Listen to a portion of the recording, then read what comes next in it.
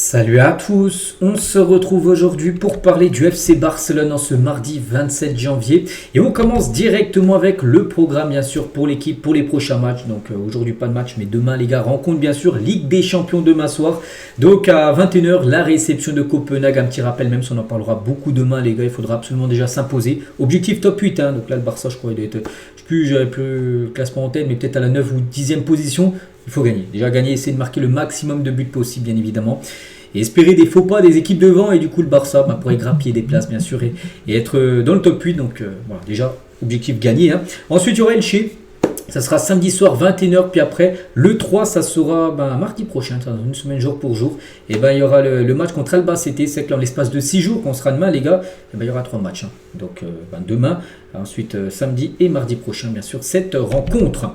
Concernant les unes aujourd'hui, ça parle tout d'abord le Mundo Deportivo, ça parle de Lamine Power bien sûr hein, par rapport à son énorme match qu'il a pu faire lors du dernier match là contre c'était le Real Oviedo bien sûr dimanche après-midi. Et l'autre une, un sport, eux parle des références hein, où on peut voir Juan Garcia, donc le gardien. Ils ont reçu un prix, je ne sais pas trop c'était quoi les gars, ils ont reçu un prix bien sûr, donc félicitations là, à Juan Garcia et la personne à côté de lui, je ne sais pas qui c'est cette fois, mais en tout cas en parlant de Juan Garcia, ce qui nous intéresse. Hein.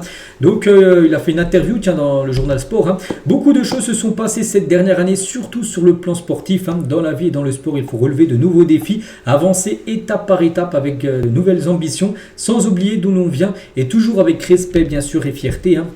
Donc l'objectif cette saison, il le dit, hein, l'objectif est de continuer à remporter des titres après avoir décroché le premier que nous pouvions, bien sûr, la Super Coupe d'Espagne.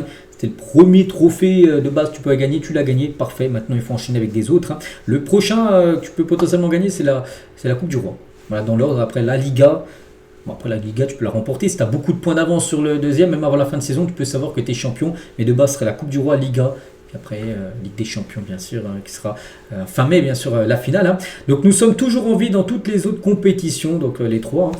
Donc, je veux vraiment profiter du quotidien parce que c'est ce qui nous mènera au succès. Voilà. Et voilà, ce qu'il a à dire sur Juan Garcia, on le félicite. Et rien que sur cette une, les gars, donc même là, ça en parle, là, tiens, ça en parle un peu là. Fermine, tiens, on peut voir un petit truc rouge là, Fermine. 2031 tout ça, là on va parler maintenant de Fermín López les gars, parce que c'est confirmé, Fabrizio Romano le dit, hein, que le Barça a convenu d'un renouvellement de contrat avec Fermín López jusqu'en 2031, donc ça c'est une bonne nouvelle, hein. Surtout quand on sait l'importance du joueur les gars, pour moi il fait une saison exceptionnelle, on parle beaucoup de Lamine Yamal, Rafinha, oui ils sont très bons. Offensivement, je pense que Fermín López est aussi fort que les deux que je viens de parler juste avant, hein. Et du coup une prolongation va être faite. Hein. Donc, détail sur l'accord de renouvellement du contrat de Fermín López avec le Barça. Donc, déjà, contrat jusqu'en 2031. Augmentation de salaire de 50%. Hein, il touchait un beau salaire. Donc là, il va quand même 50% de plus en salaire. Hein. Donc, voilà, c'est normal vu le statut qu'il a. Et le Barça est obligé, bien sûr, de lui donner un peu plus son argent. Donc doubler aussi la clause de rénonciation, c'est-à-dire la clause libératoire. Voilà. Et annonce, normalement, l'annonce officielle de sa prolongation devrait intervenir après le match contre Copenhague. Bon, ça sera pas mercredi soir à minuit, mais plutôt peut-être jeudi, vendredi. Voilà, ce sont des jours où il y a de fortes chances que l'annonce officielle soit faite hein, concernant le renouvellement de contrat de Fermín López. C'est une très bonne nouvelle. Et tiens, en parlant de Fermín López, hein, quelques déclarations de sa part. Hein, il est en interview. Donc, c'est l'année où je me sens le plus confiant. C'est vrai, oui, pas cette saison. Hein, c'est 24 matchs, 10 buts, 10 passes D. Le double 10 déjà pour lui. Hein. Je me sens très fort dans tous les aspects de mon jeu. C'est vrai, il est très fort. Hein. J'essaie de montrer mes qualités sur le terrain, surtout avec des tirs de l'extérieur et de la surface. Et j'espère qu'ils continueront à entrer parce qu'on sait qu'il a une sacrée frappe. Hein. Puis souvent, les gars, il a marqué quand même pas mal de golazos. Des golazos, c'est-à-dire des frappes très lointaines, tout ça. Il a marqué quand même quelques-uns dans sa carrière, bien sûr, Fermín. Hein. Donc j'ai une très bonne relation avec Daniel Mo, le joueur qui joue la même position que lui, numéro 10. Hein. C'est un grand joueur et au Barça, il y a toujours de la compétition, de la concurrence. Je pense qu'on peut aussi jouer ensemble, hein, voilà, même si c'est plutôt rare parce que Flick met soit l'un soit l'autre. Hein. Donc nous complétons bien et espérons pouvoir partager les rencontres hein, le plus souvent. Hein.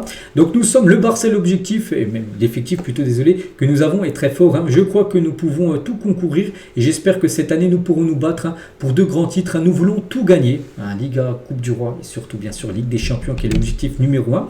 Toujours avec Fermín, hein. Donc je n'ai jamais pensé arrêter le football mais pendant mes années de cadet, donc dans les catégories jeunes, on va dire les U11, U12, tout ça, je me sentais bien inférieur à mes coéquipiers parce qu'il était plutôt un petit gabarit. On sait que c'est plutôt un petit gabarit. Et il sentait en gros ses collègues au Barça meilleurs que lui. Voilà, même si peut-être maintenant, ceux qui sont meilleurs que lui n'ont pas fait carrière dans le football alors que lui fait carrière. Hein. Il a dit, il y a eu un moment où je ne jouais pas et je me suis dit que je rentrais chez moi, j'ai pleuré à la Masia. Hein. J'ai traversé un moment terrible et parfois je pensais partir et tout jeter, en gros arrêter sa carrière. Il se disait, j'ai jamais percé dans le football, tout ça. Il a bien fait de continuer parce qu'on a vu maintenant le joueur qu'il est devenu. Hein. Toujours avec Fermin, hein, j'ai eu ma poussée de croissance très tard à 17-18 ans, bien plus tard que les autres joueurs. C'est pour ça qu'il c'était toujours le plus petit. Voilà. Puis après, à 17-18 ans, il a commencé vraiment à grandir, hein. Puis avoir un meilleur gabarit. Et ça a été mieux, mais ça a pris du temps, parce que normalement, des fois, c'est beaucoup plus jeune. Hein. Des fois, c'est à 13-14 ans où tu grandis vraiment. Donc lui, ça a été un peu plus tard. Voilà. Donc je devais être fort et je pense que ça se voit maintenant. Hein. Il parle aussi de son prêt à Linares. Il a été prêté dans cette équipe. Après mon prêt à Linares, j'ai vraiment mûri, à la fois en tant que personne et en tant que joueur. J'avais la possibilité de rejoindre des équipes de Segunda Division, donc deuxième division. Mais j'ai décidé, bien sûr, de rester du côté du FC Barcelone pour essayer, bien sûr, d'être dans l'équipe pro, parce que c'est l'objectif de tout joueur de la Masia, finir en équipe professionnelle bien sûr un jour. Hein. Toujours avec Fermin, il revient aussi par rapport à ce but. Regardez, le numéro 29 à l'époque, c'était lors d'un match de pré-saison contre le Real Madrid où il a marqué un golazo, une frappe très lointaine. Hein. Ne me demande pas comment j'ai frappé cette balle lors de mon premier match. C'était son premier match. Hein. Du Barça, donc il avait joué un Classico face au Real, un match qui avait été joué aux États-Unis. Il a dit c'est venu naturellement. J'ai toujours été doué pour tirer avec les deux pieds. Il avait marqué un sublime but, Courtois n'avait pas pu l'arrêter. Il parle aussi de sa copine. Hein, donc en dehors du terrain, ma vie est très simple. Hein, le football, ma copine, mon chien et la console. Il fait des choses normales en gros. Voilà, concernant Fermin Lopez. Hein. Et si un match se passe bien, j'essaie parfois de répéter les mêmes routines comme ce que j'ai mangé au dîner, bien sûr, la veille. Hein. C'est ma seule superstition, bien évidemment. Hein. Et toujours avec lui, hein, si cela ne tenait qu'à moi de signer quelqu'un pour le Barça, je signerais bien sûr Lionel Messi. S'ils me mettent sur le banc pour Messi, tant pis, il n'y aurait pas de souci. Mais voilà, lui, il kifferait bien sûr jouer avec Lionel Messi. Et s'il avait l'occasion de faire venir un joueur, il ferait venir bien sûr le légendaire Messi. Hein. Et je ne peux pas choisir entre gagner la Coupe du Monde ou la Ligue des Champions. Je veux gagner les deux. Voilà, je crois que c'était la dernière déclaration de Fermin Lopez. Donc on se fait plaisir hein, d'avoir un cœur ouvert, on peut dire un peu ce qu'il a pu dire à Fermin Lopez qui devrait prolonger après-demain ou peut-être vendredi son contrat. On continue les gars avec le jeune Dro. Ça y est les gars, fin du feuilleton Dro. On sait que Dro avait des chances hein, de partir parce qu'il y a 2 semaines il a annoncé Hansi Flick son envie de quitter le club. Voilà, donc 2 semaines après, c'est officiel. Dro s'engage au Paris Saint-Germain. Voilà, il y avait City, il y avait City, Dortmund, Chelsea et le PSG. Il a choisi le PSG. Donc, on lui souhaite bonne continuation quand même, bien sûr, au jeune Dro. Hein. Donc, le Barça récupère 8,2 millions d'euros pour le transfert de Dro. De base, les gars, il y avait une clause libératoire 6 millions d'euros, mais le Barça demande au PSG de payer un petit peu plus. Hein. Voilà, pour continuer, parce qu'il y a une bonne entente entre le PSG et le Barça, même si des fois il y a plus de la rivalité lors des matchs Barça-PSG, désolé, le Barça-Real aussi de la rivalité, mais en tout cas, voilà, le Barça a demandé de payer un peu plus au PSG et le PSG a accepté 8,2, on la récupère, la somme récupérée par le Barça pour vendre le jeune Dro. Hein. Et Dro, lors de son dévoilement au PSG, il est en interview, hein, il n'y a pas de meilleur endroit pour continuer à grandir qu'ici. Au Barça, c'est un très bon endroit aussi pour continuer à grandir. Donc voilà. Concernant Dro, les gars, c'est officiellement terminé. Concernant toujours le mercato, mais cette fois-ci dans le sens des arrivées. Et ben pour l'équipe B, les gars, le Barça va s'attaquer au marché des jeunes joueurs. Hein. Le club catalan souhaite boucler 4 arrivées. Donc tout d'abord, un joueur de Norwich, un ailier, c'est un joueur anglais, AJ Tavares. Hein, il a 16 ans. Voilà, c'est le joueur tout à gauche avec le maillot jaune.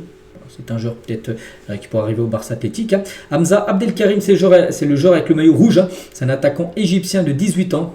Il y a aussi June Wesley Onsten, donc un défenseur de Genk, 18 ans, celui avec le maillot bleu. Et Patricio Pacifico, donc c'est le joueur tout à droite avec un peu le maillot violet. Et bien ce joueur, les gars, c'est lui qui devrait arriver le premier parce qu'il y a déjà le Here We Go de Fabrizio Romano. Il le dit, hein. Barcelone a conclu un accord pour signer le latéral gauche uruguayen de 19 ans, Patricio Pacifico, en provenance de Defensor Sporting. C'est parti, donc une équipe uruguayenne. Hein. Donc un prêt avec une clause d'option d'achat de 1,8 million d'euros et plus des bonus hein, pour devenir obligatoire sur certaines conditions. Donc voilà, c'est officiel. C'est officiel, c'est Ruigo, mais ça pourrait être officiel là très prochainement. Concernant voilà, ce tout jeune joueur, et on finit avec lui aujourd'hui, donc voilà ce qu'il y avait à dire. J'espère que ça vous a plu. Donc on se retrouve nous demain bien sûr, et demain on fera le gros avant-match de la rencontre demain soir contre l'équipe de Copenhague. Je vous souhaite une bonne journée et à demain.